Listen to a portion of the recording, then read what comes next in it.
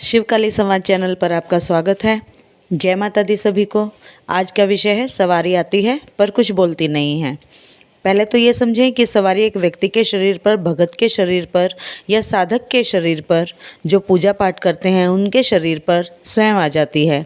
जब वो बुलाता है तब वो नहीं आती, और आ भी जाती है तो पूछा नहीं देती। जब सवारी आती है तब उस सवारी के कुछ सवाल जवाब पूछे जाते हैं, उस सवारी से कुछ सवाल जवाब पूछे जाते हैं, तब वो बताती नहीं है। आज की वीडियो में मैं इन तीनों सिचुएशंस के बारे में आप सबको बताऊंगी। ध्यान से पूरी वीडियो को सुनना ताकि एक एक चीज़ आपको समझ में आए। देखिए, सवारी जो है वो अलग अलग देवताओं की आपके ऊपर आती है। किसी को माता काली की सवारी आती है, किसी को माता दुर्गा की सवारी आती है, किसी को माई मसाणी, बाबा भैरव, बाबा मोहन राम, बाबा हनुमान जी और अन्य ग्रामीण देवताओं की भी सवारियां आती हैं। तो जब सवारी आती है तो जिन्हें गुरु प्राप्त है या जिन्होंने गुरु बना रखे हैं उनको भी आती है, या जिनके गुरु नहीं हैं, जिन्होंने गुरु नहीं बनाए हैं, उन्हें भी आ सकती है। पर फ़र्क ये होता है कि जिनके गुरु होते हैं उनके गुरु की आज्ञा से उस व्यक्ति के अनुसार सवारी चलती है। जैसे जब वो व्यक्ति सवारी को बुलाता है तो सवारी आती है, जो काम वो बोलता है सवारी को वो काम करती है। पर जिनके गुरु नहीं होते, जब वो सवारी अनियंत्रित रहती है और उनके अनुसार वो कार्य नहीं करती है, अपने अनुसार कार्य करती है। सवारी अपनी इच्छा से ही आती है और साथ साथ में आपके गुरु के द्वारा जो आपको प्रदान की जाती है शक्ति, तो वो भी गुरु के द्वारा ही चलाई जाती है।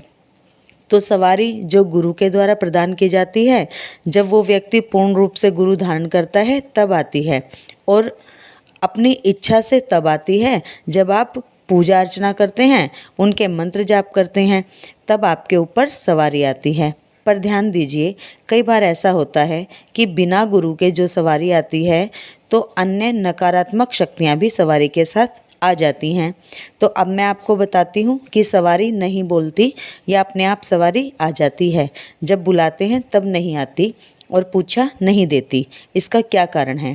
पहला कारण है इसका गुरु का ना होना। अगर आपका गुरु नहीं है तो सवारी मुंह नहीं खोलेगी, उनको गुरु धारण करवाना जरूरी होता है। बिना गुरु के कोई भी शक्ति नहीं चलती, क्योंकि शक्ति चलती है वो गुरु की आज्ञा से ही चलती है, और साथ ही जो बोलती है वो भी गुरु के वचनों से ही बोलती है। पूछा जो देगी वो गुरु के वचनों से ही देगी, तो इसीलिए गुरु होना आवश्यक है। तो हमें गुरु धारण जरूर करना चाहिए। गुरु कोई भी हो सकता है। अच्छी बात ये रहेगी कि आप किसी साधक को ही गुरु धारण करें। जिस लाइन से आप हैं उसी लाइन के आपके गुरु होने चाहिए।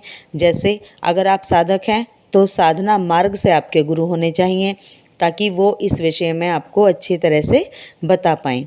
अगर आप भगत हैं तो भक्ताई लाइन से जुड़े ही आपके गुरु होने चाहिए, ताकि वो आपका सही मार्गदर्शन कर पाएँ। तो इसीलिए गुरु का होना बहुत ज़रूरी है। तीसरा है कि सवारी का भोग ना देना। जो भी देवी देवता आपके शरीर पर आते हैं या जिनकी पूजा अर्चना आप करते हैं, कई बार आपके इष्ट देव ही सबसे पहले आपके शरीर पर आते हैं। आपके इष्ट का भोग भी अगर आप नहीं देते हैं तो भी वो सवारी के रूप में आते हैं, नहीं बोलते और ना ही पूछा देते हैं। तो इसीलिए भोग देना उनको अति आवश्यक है। जो भी सात्विक भोग आप उनका देते हैं वो भोग आप निर्धारित कीजिए, एक सही समय निर्धारित कीजिए और उस समय उनका भोग दीजिए। कोशिश कीजिए कि महीने में एक दिन निर्धारित कीजिए। जैसे सोमवार भोलेनाथ का दिन होता है, मंगलवार हनुमान जी का दिन होता है, बुधवार गणेश जी का दिन होता है, इसी प्रकार आपके जो इष्ट देव होंगे उनका भी एक दिन होगा। उस दिन महीने में जब वो दिन आएगा उस दिन उनका भोग दें। ध्यान रखना, अमावस्या के बाद नहीं, पूर्णिमा के अगले दिन जो भी वार पड़ता है आपके इष्ट देव का, उस दिन भोग अपने इष्ट देव को या सवारी को दें।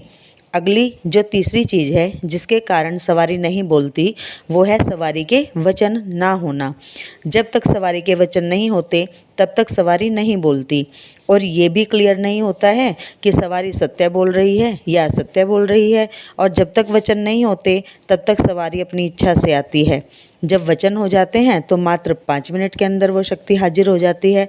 5 मिनट भी नहीं लगाती शक्ति आने में। तो वचन होना बहुत ज़रूरी है। जब वचन हो जाते हैं तब वो पूछा भी देती है। तो वचन जो है वो गुरु करवाता है। तो गुरु जब आपका होगा वो वचन कराएगा, और वचन जब हो जाएंगे तब सवारी आएगी भी और पूछा भी देगी। तो घूम फिर के बात आ जाती है गुरु के ऊपर। तो गुरु जब आपका होगा तो वचन वो कराएगा उस सवारी के, और वचन जब हो जाएंगे तो सवारी आपके अनुसार कार्य करना शुरू कर देती है। अगला है जो वो है सवारी की कुछ बोली कबूली हो जाना। जिस भी देवी देवता की सवारी आपके ऊपर आ रही है, आपने कुछ ऐसा बोल रखा हो और उसको आपने पूरा ना किया हो, उस वजह से भी सवारी क्रोधित रूप में आ जाती है और कुछ नहीं बोलती है। अपनी इच्छा से कहीं भी आ जाती है, मतलब जैसे जागरण में आ गई, भजन चल रहे हैं वहाँ आ गई। तो बोली कबूली क्या होती है? मान लीजिए आपके बच्चा नहीं है, आपने बच्चे के लिए कुछ बोल रखा है, जैसे कि आप अपने इष्ट देव के स्थान पर जाएंगे या फिर भंडारा कराएंगे, जागरण कराएंगे, तो उसे पूरा नहीं किया है तो भी सवारी क्रोधित रूप में आती है। तो आपको बोला कबूला पूरा करना होगा। अगला कारण जो है वो है सवारी का घर में अपमान होना। अगर सवारी का घर में अपमान होता है, घर में उन्हें बुरा भला बोला जाता है, आप नहीं बोल रहे हैं पर घर के अन्य लोग हैं वो बोलते हैं उस देवता के बारे में, तो भी सवारी जो है नहीं बोलती और वो क्रोधित रूप में चलती है। अगला कारण है पूजा में की गई गलती या पूजा में कोई गलती का हो जाना। अगर आपकी पूजा पाठ में कोई ऐसी गलती हुई है जिससे माता क्रोधित हैं या बाबा क्रोधित हैं, तो भी सवारी नहीं बोलती, तो भी शक्ति जो है वो पूछा नहीं देती। पूजा पाठ से जो संबंधित नियम हैं या जो आपने नियम बना रखे हैं, अगर आप उनका उल्लंघन करते हैं तब भी सवारी जो है वो नहीं बोलती और साथ ही पूछा भी नहीं देती है, और अपने आप ही अपनी मर्जी से आती है और चली भी जाती है। पूजा पाठ से संबंधित नियम का हमें विशेष ध्यान रखना होगा। तो यदि आप चाहते हैं कि सवारी आपकी इच्छा से आए, पूछा दे, बोले, बात करे, तो उसके लिए सबसे पहले आपको गुरु धारण करना होगा। आप एक अच्छे गुरु को धारण कीजिए। अच्छा गुरु धारण जब आप करते हैं तो सवारी जो है वो बोलती भी है और आपकी इच्छा से चलती भी है। आपकी इच्छा से सवारी तब ही आएगी जब आप गुरु धारण करने के बाद उस शक्ति से वचन कराओगे। यानी कि आप अपने गुरुजी से बोलेंगे कि गुरुजी, मुझे जो ये शक्ति मिली है, माता हैं या बाबा हैं, मुझे आप इनके वचन करा दीजिए। वचन क्या होते हैं? 3 वचन लिए जाते हैं शक्ति से। एक लोटा जल लेकर सवारी को बुलाकर उसके हाथ पर नमक रखा जाता है और 3 बार वचन लिए जाते हैं। पहला वचन जो है वो है कि जब सेवक बुलाएगा तब आना होगा। जो ये नमक है वो लोटे में उसको डालना होता है। दूसरे वचन में फिर से सवारी के हाथ में नमक देकर वचन लिया जाता है, और दूसरा वचन जो है वो है कि ये जो सेवक है इसकी और इसके परिवार की रक्षा करनी है। तीसरा वचन जो है वो लिया जाता है कि अगर इस सेवक से कोई गलती हो जाए तो इसे परेशान नहीं करेगी और इसे संकेत देगी, जिससे जो ये क्षमा याचना करेगा। तो ये 3 वचन होते हैं। इन तीनों वचनों के करने के बाद जब आप शक्ति को बुलाते हैं तो वो शक्ति आती है। तो ये जो आज मैंने बताई ये थी बहुत महत्वपूर्ण जानकारी।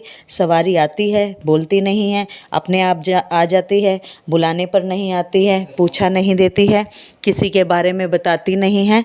मुझे आशा है ये जानकारी आपको पसंद आई होगी। ये क्वेश्चंस मेरे सब्सक्राइबर्स के थे। उन्होंने सवारी से परेशान होकर काफ़ी दिनों में सवारी जब उनकी आती थी, बोलती भी नहीं थी, पूछा भी नहीं देती थी, तो उन्होंने मुझसे पर्सनली व्हाट्सएप पे भी क्वेश्चन किए हुए हैं और यूट्यूब पर भी कमेंट्स के माध्यम से क्वेश्चन किए हैं। मैंने पूरी कोशिश की है बच्चों के सवालों के जवाब देने की। मुझे आशा है आपको ये जानकारी पसंद आई होगी। अगर आप पहली बार मेरे चैनल पर हैं तो सब्सक्राइब करें, चैनल को सब्सक्राइब करें, बेल आइकन को प्रेस करें ताकि आने वाली नई जानकारी की वीडियो का नोटिफिकेशन आपको सबसे पहले मिले। मेरा दूसरा चैनल भी है जिसका लिंक आपको वीडियो के डिस्क्रिप्शन बॉक्स में मिलेगा, उसे भी सब्सक्राइब करें। वहाँ मैं दरबार की वीडियो शेयर करती हूँ। इंस्टाग्राम पर भी मुझे फॉलो करें, इंस्टाग्राम का लिंक भी डिस्क्रिप्शन बॉक्स में है। मिलते हैं अपनी अगली वीडियो में एक नई जानकारी के साथ। सभी को जय माता दी, जय शिव शक्ति, जय महाकाल, जय महाकाल।